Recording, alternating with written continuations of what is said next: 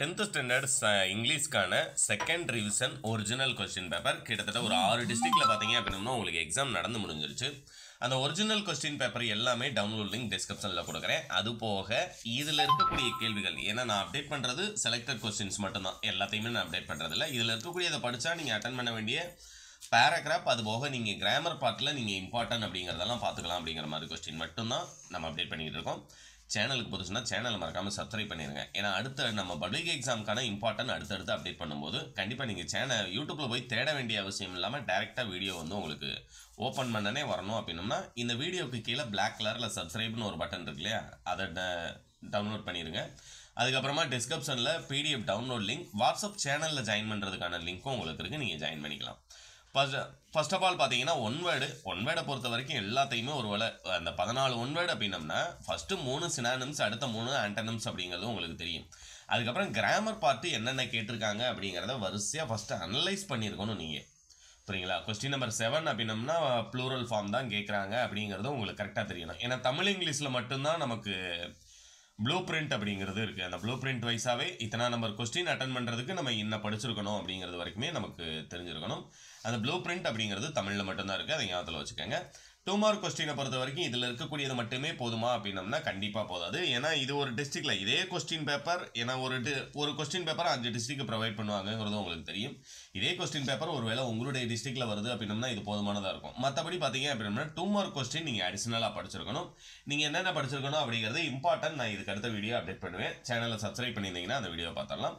அடுத்தது 5 மார்க் கொஸ்டினில் நீங்கள் பேராகிராஃப் ரொம்ப இம்பார்ட்டன்ட். பேராகிராஃபை பொறுத்த வரைக்கும் 10% இதில் இருக்கக்கூடிய பேராகிராஃப் மட்டுமே உங்களுக்கு போதுமானது, புரியுங்களா? கொஸ்டின் நம்பர் 29ல் ஃபர்ஸ்ட் ஃப்ளைட் கேட்காங்க இல்லையா, 10% அது உங்களுக்கு பப்ளிக் எக்ஸாம் வரைக்குமே மோஸ்ட் இம்பார்ட்டன்ட் அப்படிங்கிறத ஞாபகத்தில் வச்சுக்கோங்க. இதில் இருக்கக்கூடிய இந்த 4 பேராகிராஃப் படித்தா கொஸ்டின் நம்பர் 29லேருந்து 31 வரைக்கும் அட்டன் பண்ண வேண்டிய பேராகிராஃப் நம்மளால் அட்டன் பண்ண முடியுமானா 100% 2 பேராகிராஃப் உங்களால் அட்டன் பண்ண முடியும். அடுத்தது பார்த்தீங்கன்னா கொஸ்டின் நம்பர் 33லேருந்து 35 வரைக்கும் ஒன்றும் பொய்டிக் டிவைஸ் நீங்கள் சூஸ் பண்ண போகிறீங்க. கொஸ்டின் நம்பர் 35 வந்து எல்லாருமே சூஸ் பண்ணிடுவீங்க. பேலன்ஸ் ஒன்று அட்டன் பண்ணுறதுக்கு ஆல்ரெடி நான் ஏற்கனவே உங்களுக்கு சொல்லியிருந்தேன். நோ மேன் ஆர் ஃபாரின் அது வந்து படிச்சுக்கோங்க. அடுத்து உமன் கொஸ்டின் நம்பர் 34ல் கொடுத்துருக்காங்க இல்லையா, அது வந்து படிச்சுக்கோங்க. இந்த ரெண்டுமே மோஸ்ட் இம்பார்ட்டன்ட் அப்படிங்கிறத ஞாபகத்தில் வச்சுக்கோங்க. அடுத்து ஃபஸ்ட்டு சாப்டரில் இருக்கக்கூடிய பேராகிராஃபும் சேர்த்து படிச்சுக்கோங்க. மொத்தம் 3 படிச்சிருந்தீங்கன்னா இந்த 33லேருந்து 36 வரைக்கும் உங்களால் ரெண்டுமே பேராகிராஃப் அட்டன் பண்ணுறது அப்படின்னம்னாலும் ஈஸியாக அட்டன் பண்ண முடியும். அடுத்து இது இந்த 37ல் பார்த்தீங்க அப்படின்னம்னா ரீஅரேஞ்ச், எல்லாருமே எப்பயுமே 38 சூஸ் பண்ணுங்கள். ரொம்ப சிம்பிளாக இருக்குது அப்படிங்கிறதுக்காக கூட 37 சூஸ் பண்ணிடாதீங்க. 38னா ரொம்ப சிம்பிளாக உங்களால் என்ன செய்ய முடியும்னா 5 மார்க் வாங்க முடியும். அடுத்து பார்த்தீங்கன்னா கொஸ்டின் நம்பர் 39ல் பார்த்தீங்க அப்படின்னம்னா அட்வர்டைஸ்மெண்ட் கேட்டிருக்காங்க. கொஸ்டின் நம்பர் 40ல் லெட்டர் ரைட்டிங், கொஸ்டின் நம்பர் 41 42 என்னென்ன கேட்டிருக்காங்க அப்படிங்கிறத ஒரு தடவை ஐடென்டிஃபை பண்ணிக்கலாம். அதுமாதிரி லாஸ்ட்டாக பார்த்தீங்கன்னா கொஸ்டின் நம்பர் 43 and 44 முடிஞ்சதுக்கப்புறமா உங்களுக்கு மெமரி போயமை பொறுத்த வரைக்கும் we can pull and haul அப்படிங்கிறதுலேருந்து உங்களுக்கு விச் வி லைவ் வரைக்கும் இருக்கக்கூடிய ஸ்டான்ஸை வந்து கேட்டிருக்காங்க. அடுத்து 46ல் பேராகிராஃப் மோஸ்ட் இம்பார்ட்டன்ட்.